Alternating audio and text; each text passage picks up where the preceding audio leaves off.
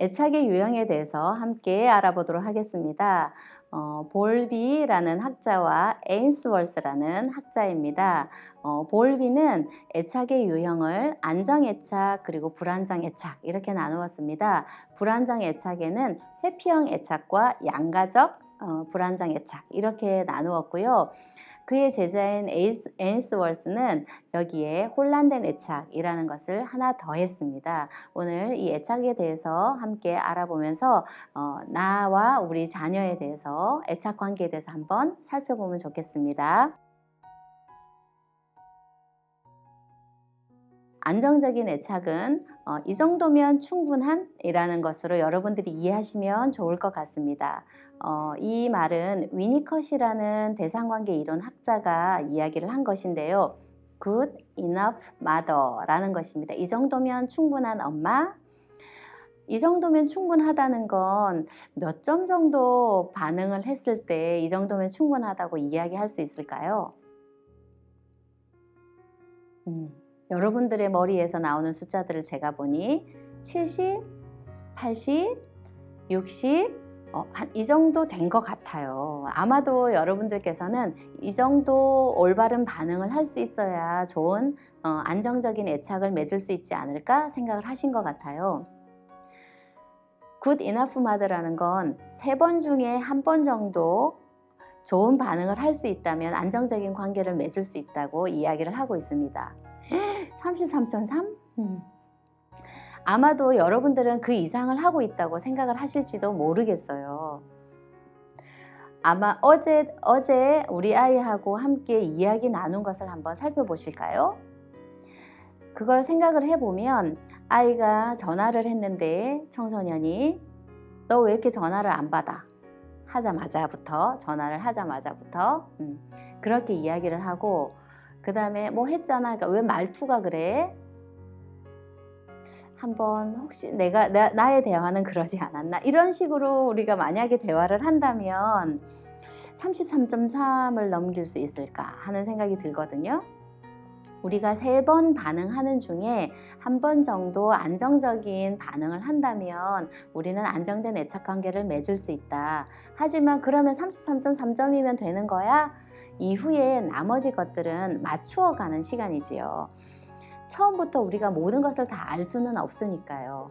조금 불편하고 딱 맞지 않았더라도 이후에는 서서히 맞춰가면서 퍼센티지를 조금 더 늘려가는 것, 그렇게 한다면 우리는 안정적인 관계를 맺을 수 있을 것입니다.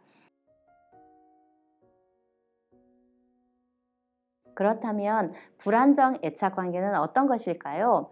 첫 번째, 회피적인 애착에 대해서 먼저 알아보도록 하겠습니다. 불안정 애착을 맺으면 대부분의 사람들의 심장 박동이나 스트레스 호르몬인 코티졸 호르몬이라는 것이 상승을 한다고 하는데요. 사실 이 불안정 애착이 우리에게 어떤 큰 영향을 미치는지 한번 살펴볼게요. 회피형 불안정 애착은 위안이나 보상을 받을 수 없을 때 일어나는 것입니다. 우리 엄마에게 내가 슬프다고 이야기를 했어요. 근데 엄마는 슬퍼하면 안 된대요. 그건 울지 마, 뚝 이렇게 이야기를 했어요. 그러니까 내가 슬퍼서 엄마에게 위로를 받고 싶어서 엄마에게 이야기를 했는데 엄마는 우는 건 약한 거야. 우는 건 지는 거야. 슬퍼하지 마. 이렇게 이야기를 해준다든가 아니면 너 왜 울어? 이렇게 이야기를 하면 아이들은 사실은 위로를 받고 싶은데 충분한 위로를 받지 못하겠죠. 그러면 그 다음 슬픈 일이 있었을 때 엄마에게 다가가서 위로를 받고 싶어질까요? 위로나 보상을 받을 수 없다는 생각이 들기 때문에 점차 피하게 됩니다. 어떤 부모들은 자녀가 감정을 이야기했을 때 굉장히 그 감정에 대해서 받아주지 않고 차갑게 대하는 부모들이 있습니다. 냉정한 부모죠. 그래서 어떤 감정도 내가 우리 부모에게 표현할 수 없겠구나. 나 속상했어 오늘 그랬는데 부모의 표정이 그냥 밋밋하거나 무표정일 경우, 냉정할 경우, 그리고 빨리 씻기나 해 이렇게 이야기를 하면 아이가 그 다음에 부모에게 자기의 마음을 위로받을 수 있을까요? 냉담한 부모의 경우에도 아이들이 이후에 부모에게 그 마음을 이야기하지 않게 됩니다. 이런 것이 회피하게 되는 것이죠. 그리고 어떤 부모님들은 나는 아이가 불편해요. 와서 여기 팔을 만지는 것도 불편하고 앉는 것도 불편해요. 그래서 안을 때 그냥 이렇게 안아줘요. 이렇게 이야기를 하시는 부모님들이 있어요. 위로를 구하러 아이가 갔을 때 부모님이 불편해서 자꾸 이렇게 아이를 밀어낸다든가 아니면 폭 좀 안기기를 원하는데 그게 불편한 거죠. 한 아이가 엄마한테 엄마 하고 붙으니까 어머니가 자 하고 한번 안아주더니 하나 둘 셋 넷 다섯 여섯 일곱 여덟 됐지? 가 이렇게 하시는 걸 봤어요. 이유는 그 어머니께 물어봤더니 아이가 와서 안기는 게 싫고 불편하다 이렇게 이야기를 하셨거든요. 그래서 어느 날 그 싫은 것도 사실은 스킨십도 연습하면 사실 되는 거다. 그래서 어머니께 한번 해보시라고 해서 어머니의 키가 굉장히 컸어요. 아이는 어리니까 엄마 똥배에 이렇게 얼굴이 묻히더라고요. 그래서 아이를 안아주실 때 하나 둘 셋 넷 다섯 일곱 여덟 아홉 열 이렇게 하시지 마시고 저 키를 낮추어서 어머니가 아이하고 이렇게 몸을 맞추어서 이왕 안으시는 거 꼭 한번 안아주시라고. 근데 안으실 때 아이가 으 하고 소리가 날 때까지 한번 안아보시자 이렇게 해서 같이 한번 안아보자고 했었는데 어머니가 그렇게 으 하고 어머니도 이제 노력을 하신 거죠. 하니까 아이가 아파 이렇게 이야기하면서도 싫다 소리를 절대 안 했어요. 아픈데도 엄마가 꾹 누르니까 아픈데도 계속 안아주기를 바라고 아이가 기다리고 있더라고요. 이렇게 부모가 슬플 때 위로해주지 않고 차갑게 대하거나 감정 표현에 대해서도 부모가 부정적인 반응을 보이거나 그 다음 아이가 안기려고 할 때 불편한 반응을 보일 때 아이들은 회피형 애착을 맺게 됩니다. 이런 아이들은 감정 표현을 어떻게 할까요? 해도 소용없어 라고 하면서 감정 표현을 점차 줄어들게 되고 주로 혼자 해결을 하게 되는데 왜냐하면 내가 가면 엄마가 더 불편해하는 것 같아서 엄마가 싫어하는 것 같아서 가지 않게 된다는 거죠. 그래서 엄마의 싫어하는 감정이 내 감정보다 더 크게 느껴지니까 아이는 다가가지 않게 되는 것입니다. 부모님들은 쟤는 왜 말을 안 해요? 속마음을 얘기를 안 해요? 라고 이야기를 하시는데 사실은 아이는 다가갔을 때 엄마 반응이 너무 크니까 오히려 그 반응 때문에 엄마가 싫어하는 게 오히려 더 불편해진 거예요. 그래서 어머니한테 맞추느라고 표현을 안 하고 있었던 거예요. 그러면 나는 우리 아이에게 신체 접촉을 얼마나 편안해 하는가? 나는 우리 아이의 감정이 쓸데없는 거라고 이야기하지는 않았는가? 나는 위로해주고 아이의 마음을 공감해 주는데 차갑게 대하지는 않았는가? 우리가 한번 살펴보면 좋겠습니다. 그 다음은 양가적인 불안정 애착에 대해서 한번 살펴보겠습니다. 이 양가적인 불안정한 애착을 가진 아동들은 엄마가 어디 갈까봐 굉장히 엄마를 붙들어 두고 싶어 합니다. 그래서 자기 놀이에 집중을 하지 못하게 되겠지요. 그리고 엄마를 안전한 기지로 여기지 못하고 지나치게 편안해 엄마에게 돌아왔을 때 편안하게 여기지 않고 지나치게 화를 내기도 하고 울고불기도 하고 하지만 엄마에게 계속 화를 내는 식으로 표현하는 아이들입니다. 엄마에게 안전기지라고 느껴서 엄마가 안았을 때 쉽게 화가 그래도 잘 풀어진다면 괜찮은데 그 화의 길이가 굉장히 긴 아이들, 길게 화를 내는 아이들, 그 친구들은 부모에 대한 마음이 이런 양가적인 마음이 있다라고 이해를 하시면 되겠습니다. 그리고 아이들은 적극적으로 분노를 잘 표출하게 되기도 하고요. 어떤 아이들은 수동적으로 대처하는 아이들도 있습니다. 부모가 일관적으로 반응하지 않을 때, 왜냐하면 이 아이는 이미 엄마 맛을 알아요. 그러니까 엄마가 어떤 분인지를 잘 알고 있는데 엄마가 비일관적으로 대하면 아이는 갑자기 엄마의 그런 태도에 대해서 화가 나게 되는 거죠. 그래서 우리 아이는 왜 나를 함부로 저렇게 대할까요? 나만 보면 화를 저렇게 내요 라고 부모님들이 이야기를 하시는데 사실 그 아이는 엄마가 좋을 때도 알고 있지만 엄마가 갑자기 변해서 비일관적인 양육 태도를 가질 때 그럴 때 그 화나는 감정이 훨씬 더 크게 나타나서 엄마에게 화를 내는 것이라고 이해를 하시면 되겠습니다. 이런 아이들은 엄마의 날씨를 보고 늘 궁금해 하겠죠. 우리 엄마가 오늘은 받아줄만 할까? 오늘은 기분이 좋은가? 직장에서 상사의 날씨를 묻는 경우가 많이 있죠. 오늘 내가 결제를 해야 하는데 이 결제를 하러 들어가면 바로 오케이 사인 날 것인가 안 날 것인가, 어떤 직장 상사에게 그런 눈치를 보게 될까요? 비일관성인, 늘 똑같은 태도로 대한다면 괜찮지만 어떤 때는 참 좋은 사람 같은데 어떤 때는 굉장히 그 감정이나 여러 표출들이 다르더라. 그러면 오늘 날씨가 좋은가 안 좋은가 우리가 살피게 되는 것처럼 아이들도 마찬가지로 비일관적인 부모에게서는 그 엄마의 현재 상태가 굉장히 궁금하고 전전긍긍하게 된다는 거죠. 그리고 부모가 민감하게 반응하지 못하는 경우, 화가 납니다. 왜냐하면 아이는 A를 말했는데 엄마는 그걸 알아듣지를 못해요. 그러면 아이들은 계속 어떻게 할까요? 아니 그게 아니라고, 이렇게 하는 생각이 들겠죠. 그래서 엄마의 민감성이 떨어지는 경우 아이들은 공격성을 많이 표출하게 되고요. 그리고 어떤 경우에 또 아이들이 양가적인 감정을 가질까요?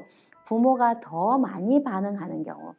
이 경우가 청소년을 만났었는데 그 청소년이 엄마 때문에 짜증이 나 죽겠어요, 이렇게 이야기를 하는 거죠. 왜 그러냐 그랬더니 우리 엄마는 작은 이야기를 그냥 전하려고 했었는데 우리 엄마는 그걸 너무 민감하게 받아들인다, 너무 큰 문제로 받아들여서 말을 할 수가 없다, 이렇게 이야기를 했습니다.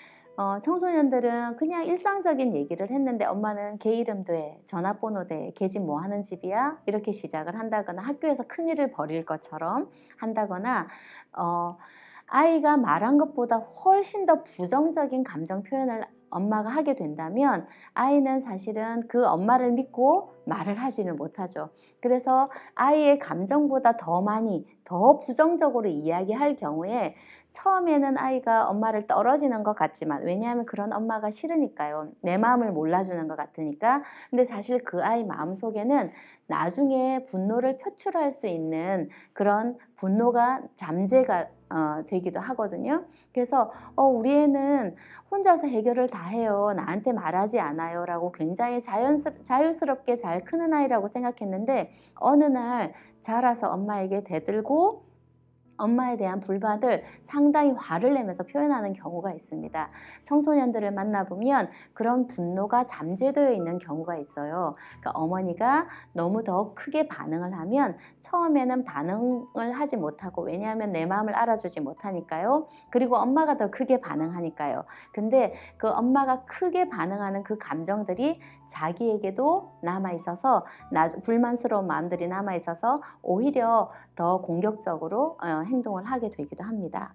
이런 친구들은 어떤 문제가 있을까봐 늘 전전긍긍하기도 하고요. 그리고 어떤 문제가 실질적으로 생겼을 때는 감정적으로 굉장히 압도되는 경험을 하기도 하고, 엄마를 믿고 싶기도 하지만 그렇게 하지 못하기 때문에 방금 제가 말씀드린 그 중에서 두 가지, 믿고 싶기도 하지만 그렇게 하지도 못하는 양가적인 감정이 있어서 굉장히 큰 괴로움을 가지게 되기도 합니다.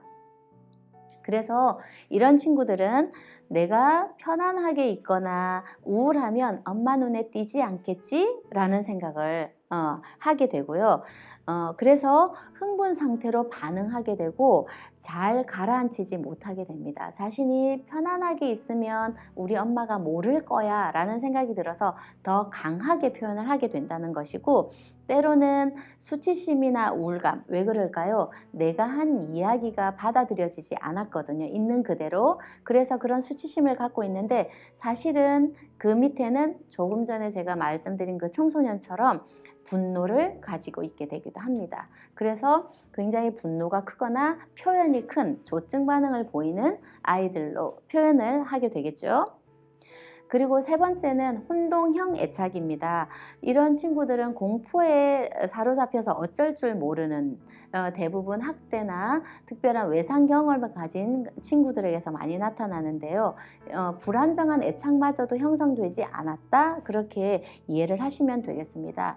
이런 친구들은 스트레스에 대한 전략이 떨어져서 전혀 형성되지 않아 있다. 그리고 공포를 느끼는 그런 반응들을 하게 되는데 학대를 경험한 아동들이나 외상후 스트레스를 가진 아이들을 만났을 때는 정말 이 아이의 눈이 나의 눈과 마주한다는 느낌보다는 저를 그 동공에서 통과시켜 버리는 듯한 느낌을 받을 때가 있어요. 그래서 전혀 어떤 관계를 형성하는 것 자체가 이 아이에게는 어렵구나 라는 생각을 하게 되기도 합니다. 이런 친구들은 혼란된 애착 유형이다 라고 이해를 하시면 되겠습니다. 이런 친구들에게 부모는 두려운 존재지요.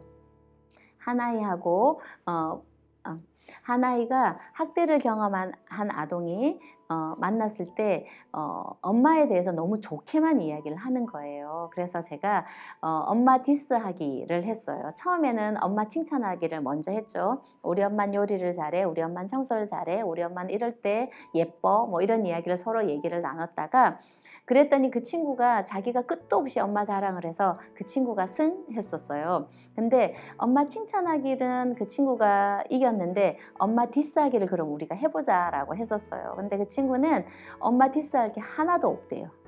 저는 먼저 얘기했거든요. 우리 엄마는 반찬을 열심히 만드는데 맛이 없다고.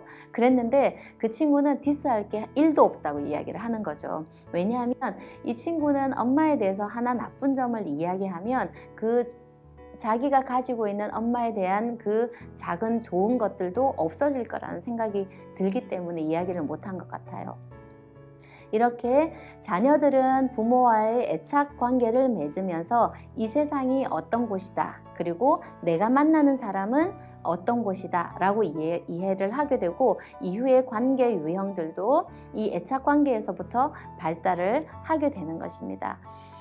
우리가 부모 자녀 관계에서 애착 유형을 이해한다면 부모의 태도가 어떠해야 할지 그리고 이 애착 유형과 조절의 문제를 함께 생각해 보는 시간이 되었기를 바랍니다.